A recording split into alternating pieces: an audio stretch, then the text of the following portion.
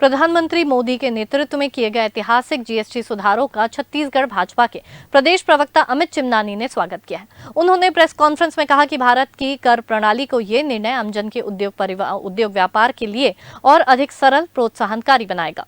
प्रदेश प्रवक्ता अमित चिमनानी ने कहा कि 12 लाख तक की आयकर में छूट देने के बाद अब सरकार ने जीएसटी दरों में भी भारी कटौती की है, जिससे रोजमर्रा जरूरत की वस्तुएं अब सस्ती हो जाएगी, जैसे खाने पीने की चीजें, खेती किसानी के उपकरण, इलेक्ट्रॉनिक उपकरण, शिक्षा सामग्री, दवाइयां, ऑटोमोबाइल और मनोरंजन की वस्तुएं सस्ती हो गई है।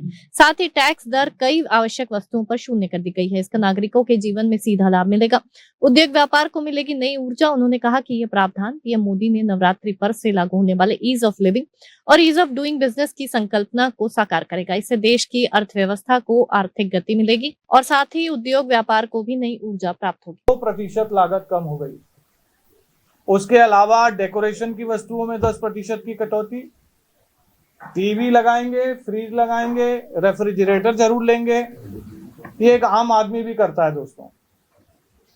ये सब अगर हम आकलन करते हैं तो 10 लाख का अगर घर बन रहा है तो उसमें 1 लाख रुपए की बचत हो रही है।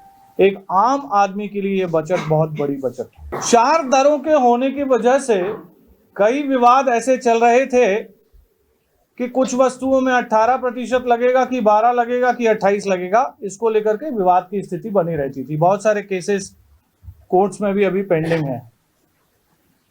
तो जब अब दरें केवल 2 हो गई कि एसेंशियल गुड्स जो हैं वो 5% और जो बाकी चीजें हैं वो 18%, तो इस प्रकार के लिटिगेशंस पर अब विराम लग गया है।